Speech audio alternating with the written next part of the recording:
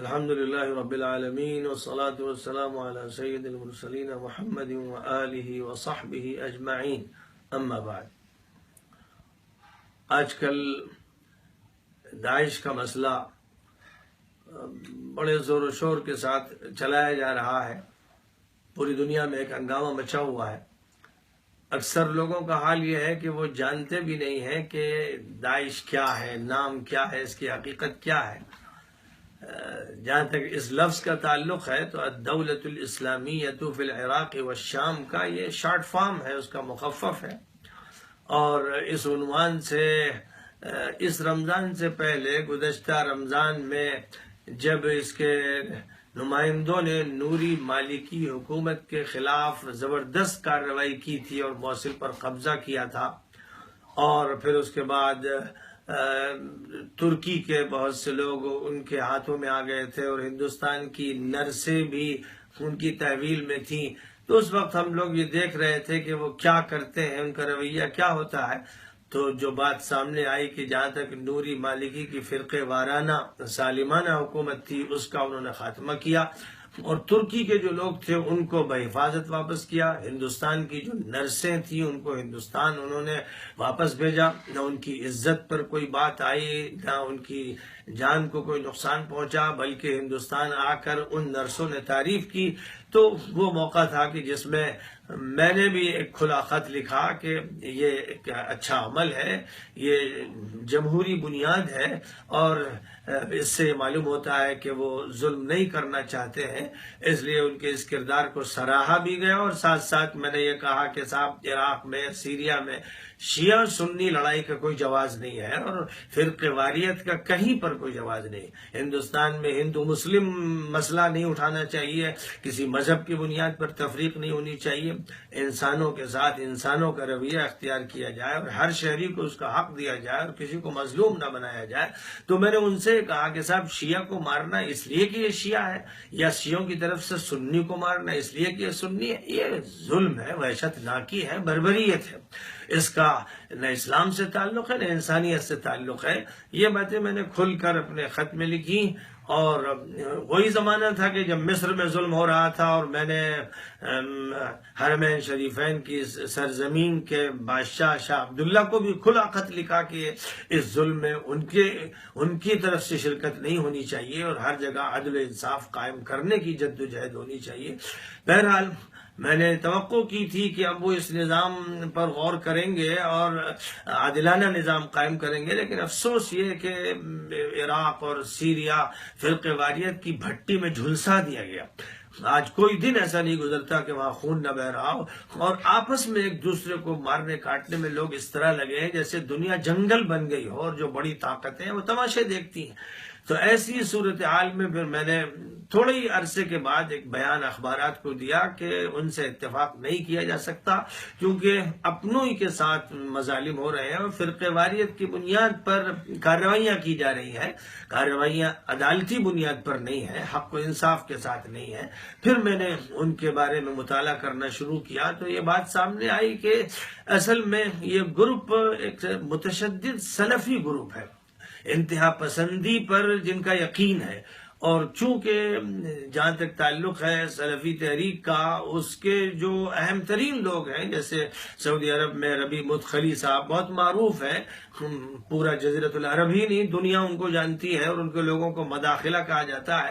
ان کا حال یہ ہے کہ انہوں نے تمام مسلم جماعتوں کو کافر قرار دے رکھا ہے، یا گمراہ اور بددین قرار دے رکھا ہے۔ تبلیغی جماعت ان کے نزدیک بددین ہے، جماعت اسلامی بددین ہے، اخوان المسلمین بددین ہے، کسی کو کافر، کسی کو مرتد، کسی کو بددین قرار دینے کا ٹھیکہ لے رکھا ہے۔ ابو الحسن ندوی کو انہوں نے کافر قرار دیا، حسن بنا کو کافر قرار دیا، اور امام غزالی کو قرار دیا، مولانا مودودی کو قرار دیا۔ نہ جماعتوں کے سربراہ باقی رہے، نہ جماعتیں باقی رہی، اور تمام علماء، مفسرین، محدثین، متکلمین، فقہا، جو سب کے سب اشعری ہیں یا ماتریدی ہیں، ان سب کو بددین و گمراہ قرار دیا گیا۔ تو سوال یہ ہے کہ بھائی یہ کون سا کارخانہ ہے جس میں پوری امت کو کافر بنایا جاتا ہے؟ اور جب فکر کی بنیاد ہی یہی ہوگی تو پھر توقع یہی کی جا سکتی ہے کہ یہ دھڑا پوری امت کو نقصان پہنچائے گا۔ پھر ہم لوگوں نے دیکھا کہ مصر میں جب الیکشن ہوئے اور حزب النور سلفی پارٹی سامنے آئی تو اخوان کے ساتھ مل کر الیکشن میں اس نے کامیابی حاصل کی، اور جب فوجی ٹولے نے ظلم کے ساتھ اور اسرائیلی ایجنسی کھول کر مرسی کی حکومت کو ختم کیا اور اخوانیوں کو اور اسلام پسندوں کو مصر کی سڑکوں پہ بھون دیا گیا گولیوں سے، اور جس وقت اس شاہ عبداللہ نے بھی ان کی تائید کی، تو یہ سلفی جماعت تھی جو اس قتل گاہ کا تماشا دیکھتی رہی اور یہ فوجی ٹولے کے ساتھ ہو گئے۔ اس کے بعد اللہ نے یہ دکھایا کہ یہ فوجی ٹولے کی نگاہ میں بھی مردود ٹھہرے، ان کو بھی پکڑا گیا، داڑیاں نوچی گئیں، جیلوں میں ٹھوسا گیا، تو پھر یہ چیخنے لگے کہ ہم نے تو مدد کی تھی، ہمارے ساتھ ایسا کیوں ہو رہا ہے؟ انہوں نے یہ نہیں سوچا کہ تم نے جب اللہ سے رشتہ توڑا، نبی سے توڑا، عدل و انصاف سے رشتہ توڑا تو تمہیں ذلیل ہی ہونا ہے۔ بہرحال حزب النور کی ذلت انتہا کو پہنچ چکی ہے۔ اب اخیر کے جھوٹے الیکشن میں جس میں 4% مصری قوم نے ووٹ نہیں دیے سی سی جیسے مجرم کو، ان کے ساتھ بھی یہ پارٹی کھڑی ہو گئی تو ایک سیٹ بھی نہیں ملی۔ مبارک ہو مصری قوم کو کہ اس کا شعور بیدار ہو گیا اور اس نے سلفیت کو تھوک کے پھینک دیا۔ تو بہرحال یہ وہ فکر ہے جو سیاست کے میدان میں جاتا ہے تو یہ حرکتیں کرتا ہے۔ یہ جب کسی مدرسے میں، کسی جامعہ یا کلیہ میں ہوتا ہے تو یہ امت کی پیٹھ میں خنجر گھونپتا ہے اور علماء کو بددین قرار دیتا ہے۔ صوفیاء کرام کو یہ قادیانیوں سے بدتر، یہودیوں سے بدتر قرار دیتے ہیں۔ نہ معین الدین چشتی ان سے محفوظ رہے، نہ نظام الدین اولیاء محفوظ رہے، نہ مجدد الفسانی محفوظ رہے، نہ شاہ ولی اللہ ان کی زد سے بچے۔ کوئی شخصیت ایسی نہیں جس کو انہوں نے چھوڑ دیا ہو۔ تو ظاہر ہے کہ جس جماعت کی بنیاد ایسی ہوگی، جب وہ جہاد کے میدان میں جائے گی، ہتھیار اس کے ہاتھ میں آ جائیں گے، تو پھر کون بچے گا؟ کس کی جان بچے گی؟ کس کی آبرو بچے گی؟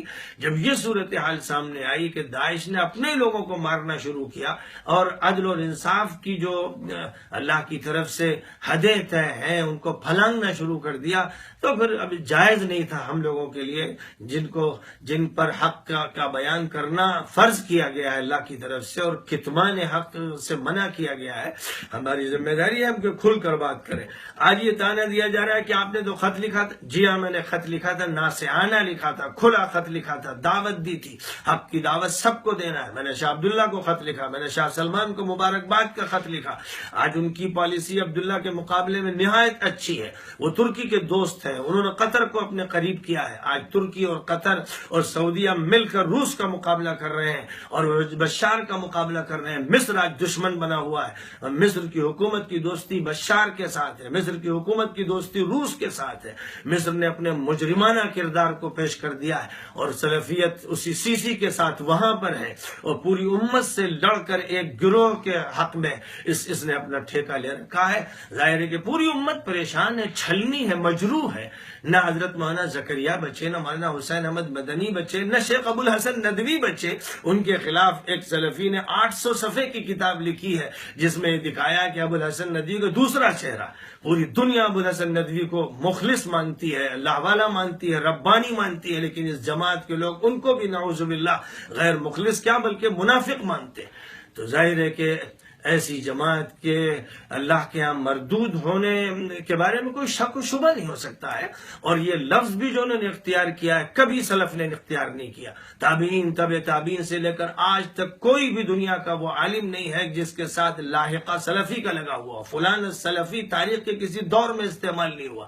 یہ کب سے استعمال ہو رہا ہے؟ کس نے یہ لفظ ایجاد کیا؟ یہ بدعت کون لے کر آیا ہے؟ یہ وہ حقائق ہے جن پر غور ہونا چاہیے، اور جب ان پر غور کیا جائے گا اور ان مطالبہ کیا جائے گا، حکومتوں سے مطالبہ کیا جائے گا کہ ان پر پابندی لگائی جائے کہ یہ بزرگوں کے خلاف نہ بولیں، انہوں نے جو کفر کے فتووں سے سب کو چھلنی کر رکھا ہے، اس سلسلے پر روک لگائی جائے۔ ان کی وجہ سے امت میں تفریق ہے۔ آج کوئی گاؤں نہیں بچا ہے جہاں 2 مسجدیں 4 مسجدیں نہ ہو جائیں کہ اپنی الگ مسجد بناتے ہیں، نمازیوں کو توڑتے ہیں، فتنے پیدا کرتے ہیں۔ یہ امت فتنوں کے لیے ہے۔